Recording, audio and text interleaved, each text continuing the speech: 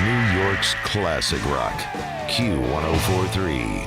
Usually, this man is sitting next to me, and we'd be live at the cutting room or in the studio. But welcome to the new world of 2020, Zooming with little Steven Van Zandt. How you doing? Good, baby. How are you? Good, good, good. The new normal is we've been texting through the year, and the year keeps getting crazier and crazier, but I do see some light at the end of the tunnel come January 21st. Yeah, it's going to be a struggle to get there, but we'll get there. I have to tell you, seeing you guys on Saturday Night Live this past weekend was just, it was cathartic. That was one of the first times it felt like there was that one little bit of normal, the E Street Band, not from their separate rooms, but standing on stage together and playing.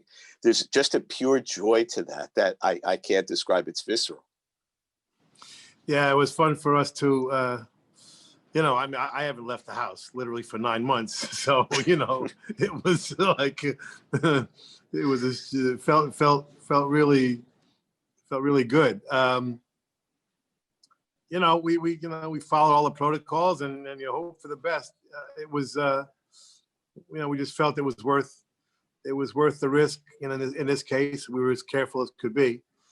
And we just felt, you make a record and you want to play it. We're used to making a record and then you tour because it's part of the same process. It's not like you make a record and that's the end of the story. That's the script. Now it's time to do the movie. So many people have said that. A friend, Steve Hackett from Genesis, always said, you make an album and people say, what do you think? He said, I'll let you know after 10 shows. And it's like, that's when you know. That's when you find out if it's good or not. That's true. Yeah. It's just a continuation of that artistic process, people don't quite realize that, quite put the two things together, but that's actually what happens. Yes, the album is the beginning of the process, but you do continue it live and it evolves, and you can talk about things that relate to the theme of the record and fill in some gaps, because the music itself, our art form is built for emotional information, but you can add some literal information, by speaking in between the songs on stage. And that's something that, has become a very important part, I think, of the process for me these last 3 years, I think it's something that,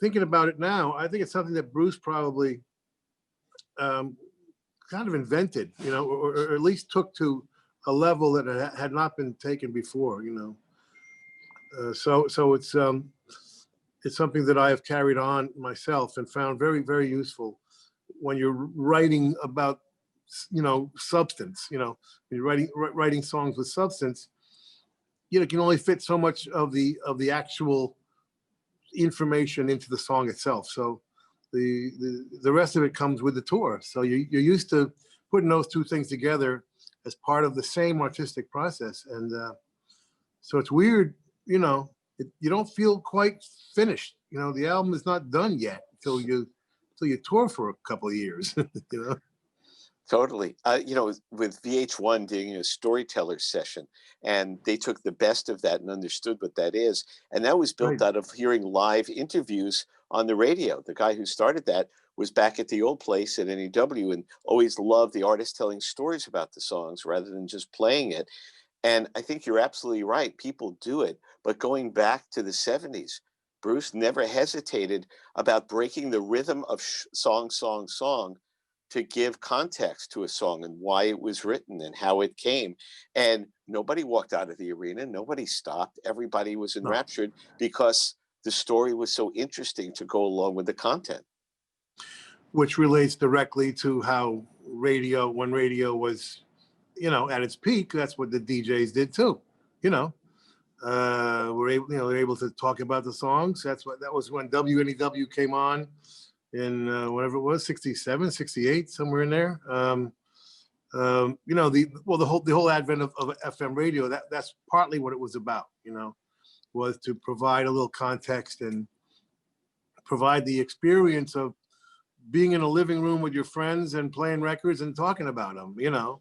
Exactly. That's what, you know, Roscoe and Scott Muni and you know, Murray Decay was there early, and you know, and, you know, and that became the FM sort of difference between FM and AM, if you will. And so that kind of has been continued on stage, you know, for some of us.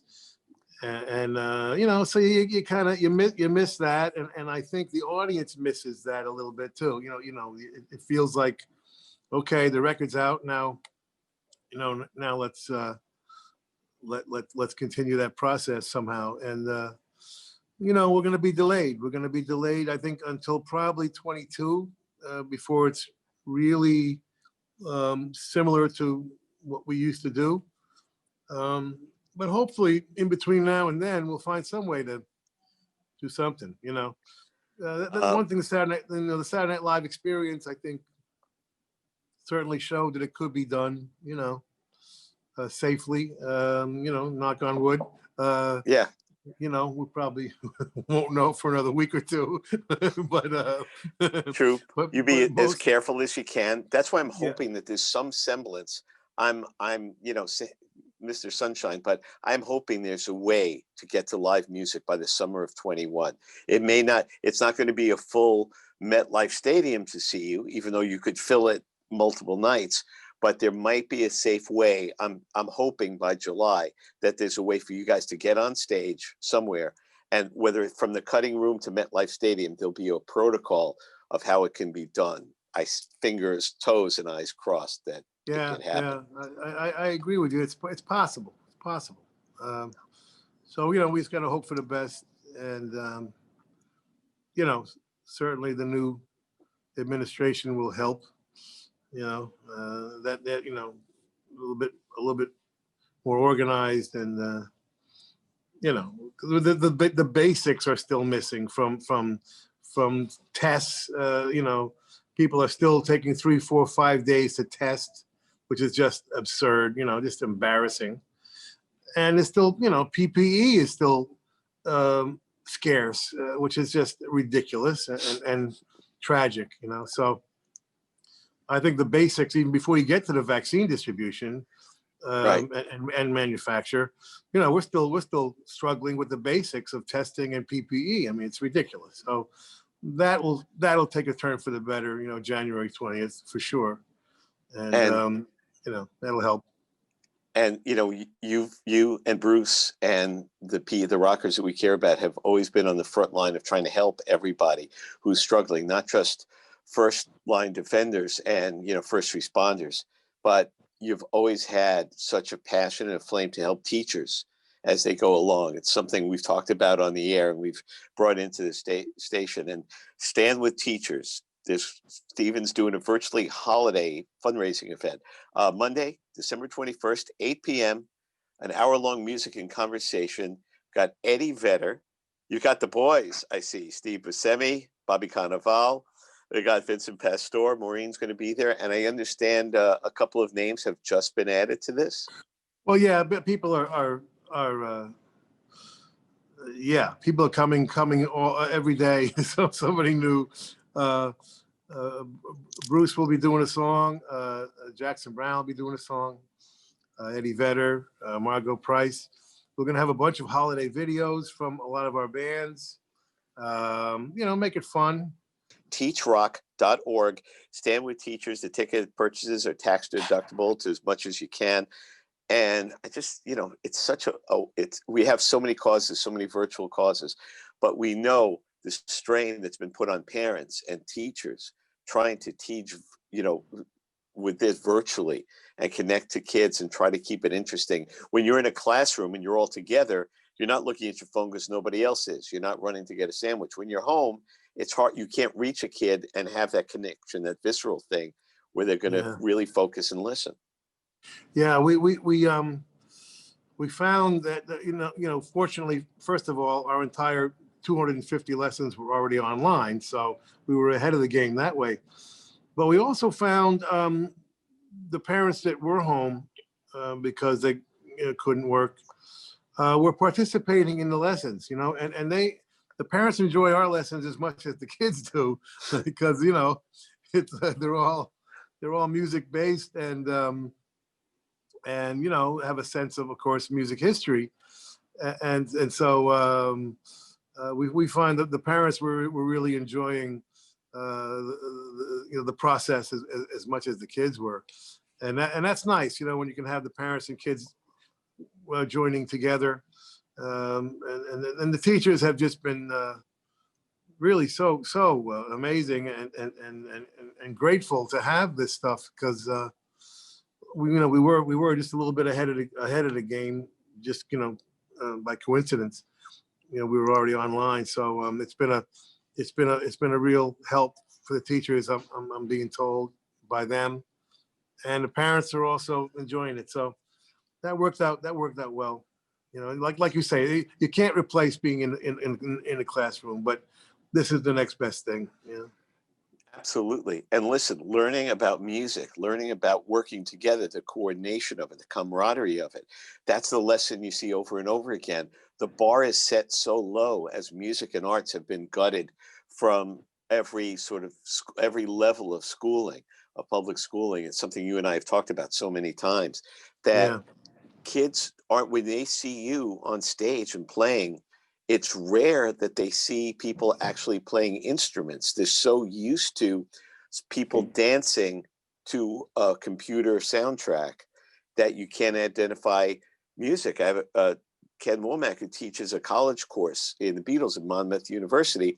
He gives a syllabus of what instruments are and what they look like, because people don't know the difference between a trumpet and a saxophone. And this is 18, 19-year-olds, because they may never have seen one, or they didn't pay attention to it. They don't know what a horn line is. But when they see you playing, when they watch your hand is actually moving and the sound is coming out of that instrument, it looks like a magic trick. It's like the coolest trick in the world. But that's what music always has been. Look, I'm plucking a string and it's going to make you feel better. It's wild.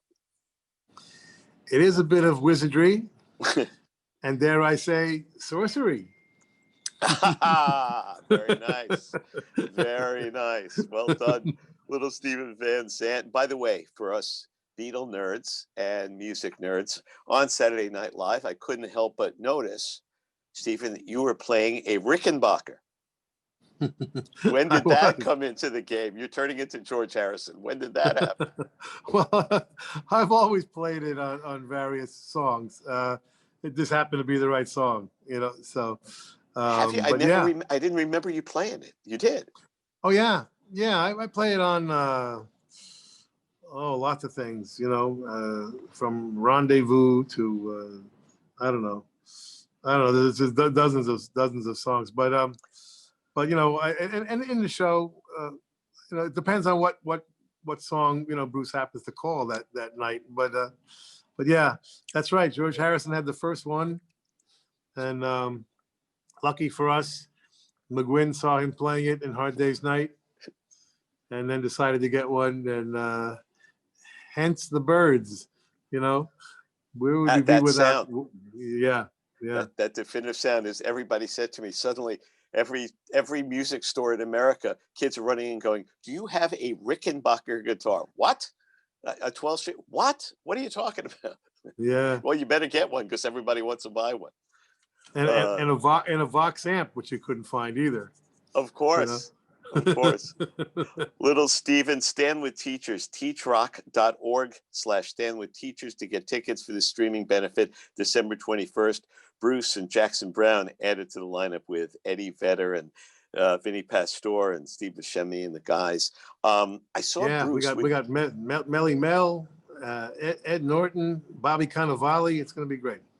Nice. Whoopi Goldberg. So, I got a question about Bruce. I saw him with Jimmy Fallon promoting, SNL and Letter to You. And he said that when he first heard Born to Run, the master of it, he wanted to throw it into the pool at the hotel. Talk me through this. Help me with this. You're telling me he heard that and went, "This is crap. I can't bear it." Really? I mean, I know he's a perfectionist, but seriously? I know you hear these stories and they're hard to imagine. You know, it's like hearing the stories of you know, Coppola and Paramount watching the rushes, you know, the dailies of The Godfather and thinking same thing. You know, this is garbage. You think, what were they looking at? You know, and what was Bruce hearing? I think it was just a bit of anxiety, you know, taken to the extreme.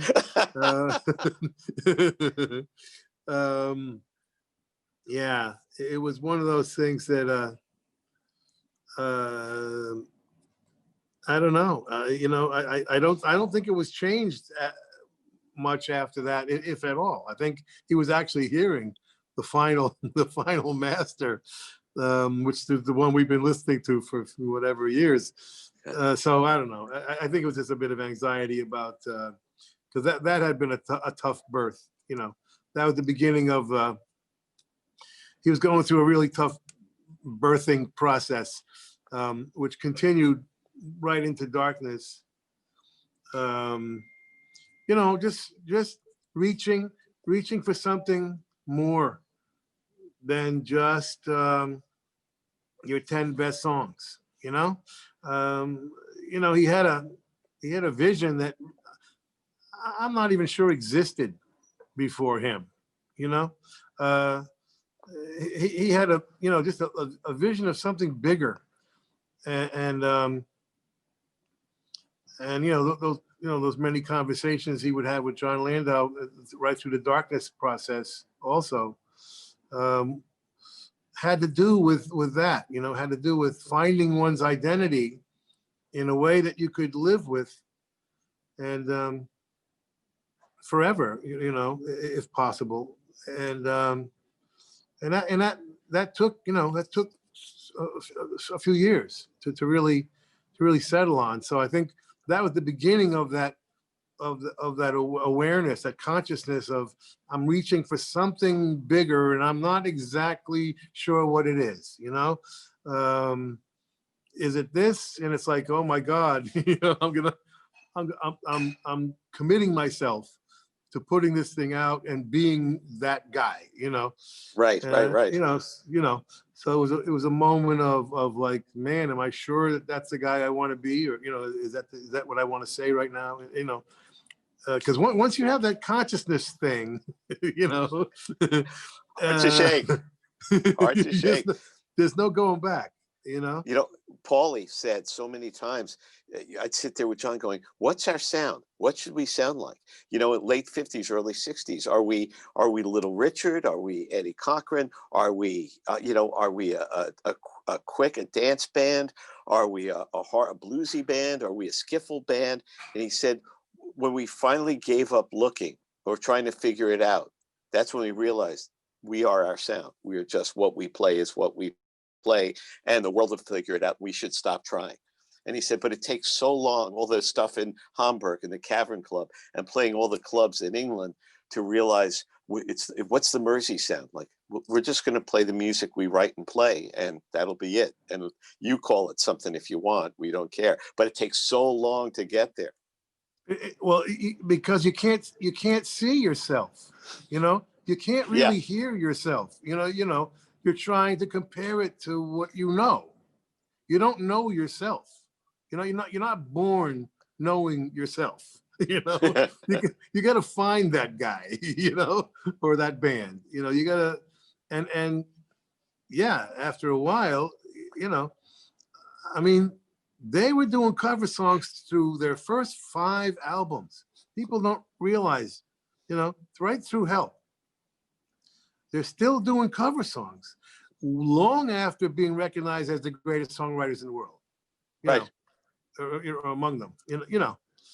I mean, and people were like, when you think about it, well, why would they do that? Well, because that was where they were coming from, and that's where they were most comfortable. they were most comfortable as a bar band. You know, they didn't get comfortable with themselves, you know, probably until Rubber Soul, you know, entirely, you know. It's probably Which the is first an album, amazing statement when you think about it, but you're absolutely right. you know. I mean, it was all originals on the third album, also Hard Day's Night, but they were still doing covers right through Help. And then, you know, Rubber Soul really was the first non-soundtrack that was all originals. You know, and then I think they, you know, Rubber Soul, Revolver, Sgt. Pepper, you know, they got into being themselves finally, you know, and realizing, you know, we're doing something that's just unique, and it's us. But they kept evolving, you know, and they didn't have to do that, you know. The Right. Beatles, and then the Stones following them, and I would include Bob Dylan also, and the Byrds. You know, they invented evolution. There was no such thing in show business. You know. You know. Why would you change? Why would you evolve? You have You a have a hit, hit and then you hopefully have the same hit again. You know, until people get tired of hearing it, and then the next guy's up. right? And You know, they've all said to me, everybody of that era all said, the question we always got asked, 64, 65, from every radio host to everybody in England was, even here in America, what are you going to do when this is over in a couple of years? And Yeah. it wasn't even, do you think? It was the assumption. Said, even Dick Clark would say, and when this is over in a couple of years, what's next for you? Yeah. And what I have always thought about is that the Beatles, the Mop Tops, only lasted a couple of years, and they fired the Mop Tops, and then we get Rubber Soul, and we get Revolver, and then they fired that Rubber Soul Revolver band, and they became Sgt. Pepper's Lonely Hearts Club Band. They're not even the Beatles right now. And then we're going to make another crazy psychedelic movie before the year's out, and then we'll fire the psychedelic band, and we'll go black and white, and we'll put out the White Album. And then we'll fire that band, and they kept firing the band and coming back as something completely different. Nobody does that. No, and it was not a given that would be a good idea, or successful. You know, they were risking their careers almost every album. I mean, you know, and that's where George Martin came in handy. You know, probably trying to keep it somewhat, you know, let's make sure we don't lose the audience. You know, we can stretch, you know, here and there, but let's not, you know, make sure we don't lose the audience we have.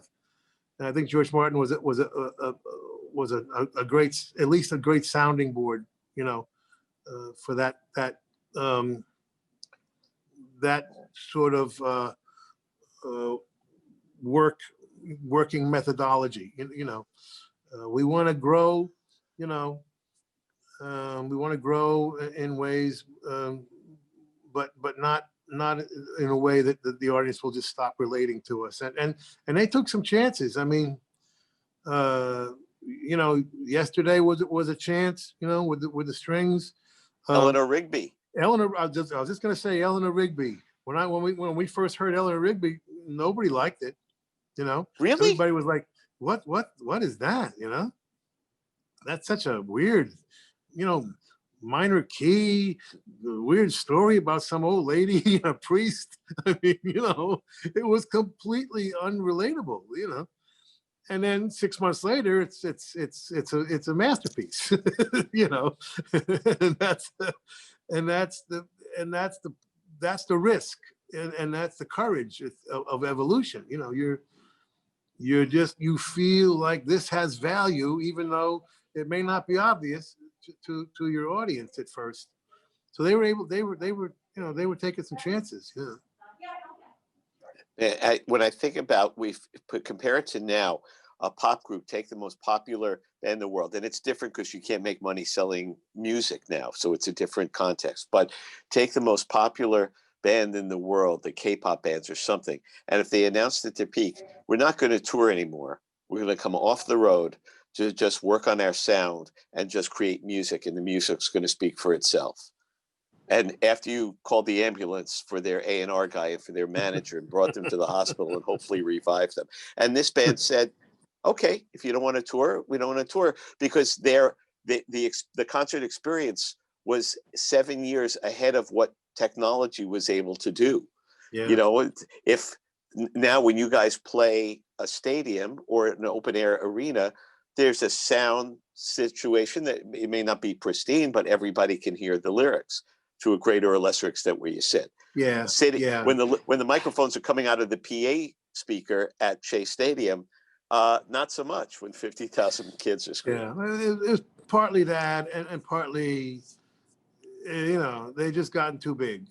And when you get that big, you know, it's nature, you know, is going to balance that thing out. And all of a sudden they're being attacked all over the place, from the Bible burning, you know, the burning of the records in the Bible Belt, Right. to the, you know, barely getting out of the Philippines with their lives because, you know, they didn't, you know, They didn't show up for Imelda Marcos. you know, I mean, you know, and being bounced around in a van, and, you know, and being on a back of a pickup truck in the rain. I mean, you look what they went through. It's beyond belief, you know, that they lasted as long as they did. And, you know, and by the way, doing like 28 shows in 28 days, you know, you know, it's, you know, so yeah, that's what happens when you're first, you know, you're just making up the rules as you go. And we're all grateful to them for that, you know, for leading the way, and creating that path that we all followed, which unfortunately now is mostly gone. You know, it was an open window for a minute. You know, that window opened for 30 years, you know, and those who were able to, you know, pass through that, you know, whatever, that doorway while it was open, you know, we're the lucky ones, you know. But they invented it, you know, them, and then the Stones took it to the next level, because as the Beatles were breaking up, the Stones were just starting the concept of arena tours, you know. So, right, you know, that then took the whole thing to the next level, because you know, people weren't going to really get to stadiums until 5-6 years later, and only a few really ever made it to stadiums, you know. The Beatles happened to be in 65 and 66. You know, they were way ahead on that one. They skipped the arena level completely almost. Yeah. Yeah, and you know, it was all being made up as you went along. Nobody really had a forethought. There was no game plan, because nobody had ever done it before. You're the one who taught me that in England there was football stadiums and there's theaters, and there was no arenas. There was no sport that was in an arena, and I never dawned on me till you said it. Like, right, that makes perfect sense. You had to play theaters because they're not going to put you on a football pitch. And yet I keep thinking in that movie, Ron Howard's movie, 8 Days a Week. 8 Days a Week, yeah. And they're in the Liverpool football grounds, and the whole stadium is singing "I Want to Hold Your Hand," and just spontaneously singing it. And you would think there'd be one person in the crowd going, 20,000 people want to sing "I Want to Hold Your Hand." I wonder if I put the Beatles on a stage here, I bet people would come. Not one person thought of that, except for Sid Bernstein, our friend in the Bronx, who didn't even see them or hear them, and called Brian Epstein and said, let me do this and see what happens. And it gets him at Carnegie Hall and goes, maybe I'll rent out Shea Stadium. You want to talk about the difference between England and America? You know, it took Liverpool 40 years to realize, hey, should we make a big deal about the Beatles, you think, and make fix up Matthew Street? And here it's like, hey, before they're even big here, let's make them big. You know, let's put them on Ed Sullivan before anybody even saw them. Yeah. Yeah. I mean, when you think back that the Beatles never got bigger than theater size in their native country, it's impossible to get, wrap your head around. You know, they never got bigger than theaters. And it's just one of those things, you know. And even here, they did Carnegie Hall, but in Washington, D.C., it was an arena. But then, Sid took the leap and, like, screw the arenas. Let's go straight to stadium mode. I mean, and sold it out in '65. It didn't sell out when I was there in '66, but just the fact that they did it, was just ridiculous, and way beyond, as you say, way beyond the culture, way beyond the technology, and you don't, in the end, and I've talked about this before, I think with you, you don't really choose where you play anyway. People always say, why don't you play this place or that place? The marketplace decides where you play. You don't really decide, why don't you still play clubs? Well, I like to play clubs, except I have to play 30 clubs in every city, which we can't do. You can't, it's not, that's why you go to the theater. And then, well, why don't you still play the theater? Well, we'd have to play 10 theaters in every city in order to,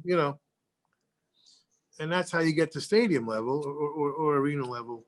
You get there because it's the only practical way to tour at a certain point when you become that popular, but you don't really choose, you don't really decide that, The audience decides it for you. The audience decides that, yeah. Speaking of touring, Stephen and the Disciples of Soul, Mecca to Mecca. We got the CD and the DVD of this amazing tour that you started in 2017.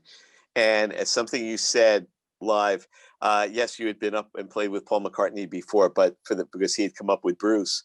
But the first time, and you had been on his stage with Bruce, and we had talked about that at the Garden, but for Paul to come on your stage, to come up and play with you. One of the absolute, most amazing moments of my life, without a doubt. And what an endorsement, what a coming full circle, there I was, what was I? I was 13, with Meet the Beatles and trying to, learn those chords and figure it out, and then there he is, endorsing my music. So many years later, it was just a most amazing thing. So that's in that package, and then I call Liverpool Mecca. So it started. Did you play Mecca? Yes, he played the Cavern Club. Yes. What else is? Since the Hamburg ones are closed, but yeah, that was the first gig of the tour. Was the Roundhouse in London? That's where Paul came up. This famous theater, and then we were playing. We were going to play Liverpool, and I thought, let's have some fun, and do, I remember the Beatles did lunchtime shows, which is where Brian Epstein first saw them. And they literally would come in. I mean, it's funny thinking about it now, but they played, the half hour that people had for lunch, well, in the local businesses, and they'd come in, whatever, from 12 to 12:30 or whatever it was, and that was the gig. The gig was, playing the lunchtime. So I said, well, we're playing Liverpool that night. Let's do a lunchtime show in the afternoon, just for fun, as a tribute to the Beatles. And so we learned a bunch of Beatles songs, and I think we did a half Beatles songs with the ones with the horns, since we had the horns, and the other half was covers that the Beatles did at the Cavern, like Arthur Alexander and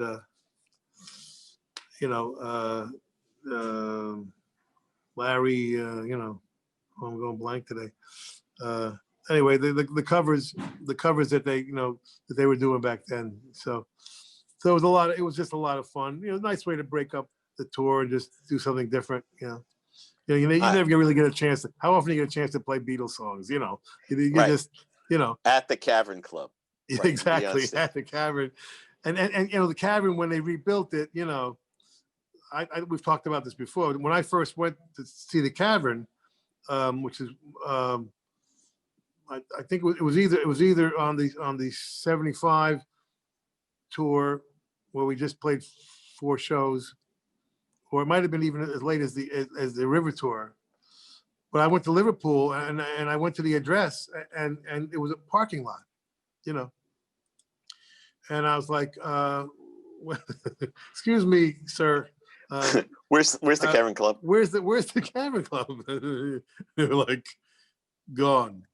So they paved it over in a moment of brilliant, you know, provincial and entrepreneurship. You know, what possible use, you know, would the They cavern never have? get it. Anyway, they rebuilt it when they regained their senses, very close to where it was, and supposedly with the same bricks, whatever. But anyway, when they rebuilt it, it's 2 rooms. The ones that we all recognize with the arches, you know, the smaller, it's very small, with the arches, and then you go through a hallway, and there's a bigger room, which is where Paul McCartney played when he did the Cavern a couple of years ago. So they assumed that I wanted to play in the bigger room. I said, no. I gotta be in the room with the arches that I've seen, you know, in that video when they're, you know, when they're playing, you know, some other guy now, you know. Right, and it's like this. Some Yeah. other guy now. So we put the horns and the girls in the other hallway. room. Yeah. We couldn't really see them. So all we could fit was the basic rhythm section. And so it's all on film and that's coming out. Yeah. That is going to be specific. You know, for me personally, for all of the live breakfasts of the Beatles shows that we've done at the Cutting Room, and when Mark Ribler joined us, and I sit there thinking of Mark doing me like you have always done for all 20 years now of doing this, and everybody comes to do it just as a favor because we love the music. For Mark waking up, you know, at the crack of dawn on a Sunday morning to play that, to go from standing next to you on tour to standing with Paul McCartney and playing. And Right. I'm just so glad that, you know, this instrument of just doing something just out of the goodness of your heart, because we love the music, that builds into something for him and Andy Burton, and, you know, that this was able to come together. I take such joy in it. It's there's a great Yiddish word, nachas, which means, like, you know, you did good for a good person. You know, you did good in the world. And I'm just so glad he got that, and he's so deserving of it. That band is so incredible. And that Jack and everybody just sounds great. They get your music. They, with no offense to the original Disciples, because they played great, this band has elevated your writing to heights that I've never heard before, honestly. Well, I give the band a complete credit for Summer of Sorcery, because there was no intention, you know, I mean, first of all, I had no intention of ever making another record, period. But just out of circumstance, and I, you know, Bruce was doing Broadway and whatever, and I thought, oh, I know, it came from this guy asking me to put a band together for his blues festival. And so, you know, I called Mark and borrowed him back from Darlene Love, and we did this blues festival. And, you know, Mark put a band together, and it was just a one-off thing, you know, but it was so much fun, and the band was so great. I said, geez, you know, we should do something else. And I'm like, what else can we do? Well, it already sounded like an album. I thought, well, maybe we'll make an album of songs that I've written for other people, since, you know, I haven't written an album for myself in 30 years. You know, I'm not ready to, like, all of a sudden write a new album. Maybe we'll do an album of songs I've written for other people, which was, you know, easy, you know, and that was Soulfire. And then by circumstance, we ended up touring a little bit because somebody wanted to pay for it.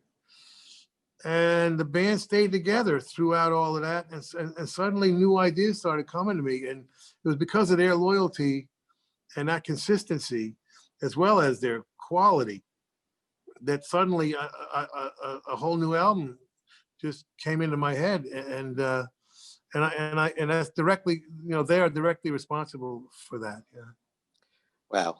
So Stephen, I can't wait to get back on stage with you live. There'll be a breakfast with the Beatles, and make sure you catch Monday, December 21st, Stand with Teachers with Bruce and Jackson Browne and Eddie Vedder and the Troops.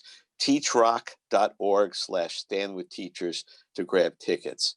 And you've always been the guy fighting the good fight. It's just, I'm so glad to have you as a friend on this journey. It feels life's better because you're doing this. Well, Kenny, we appreciate you too, man. You're the link to the, you might be the last, the last man standing as far as the old school DJs, That's a comforting thought, isn't it? But, but the thing is, what people always say is, Ken, I love your stories. I love you talking about the music. It's so sincere. And, because they do all these corporate research things, and that's what got lost along the way. A top 40 is supposed to be high energy and yelling at everybody. We got $1 million to give you. But you and I grew up on people talking about how much they love the music. And that's never lost for me. I'm the luckiest person in the world, like you. I get to do this thing I love to do and share my love of music and point things out maybe that you didn't notice. And the coolest thing is not people our age who saying, oh, I always love that song. When I get an email or something like, hey, what is that Teenage Wasteland song? That's a really cool song. And that's my win. Come on in. The beer's cold. It's a big room. Come on in. Yeah. And the audience never stopped enjoying Never. it. Okay? Never. So I'm glad you continue that tradition, and we will continue until they make us stop. Exactly. And maybe even after that. Exactly. New York's classic rock, Q1043.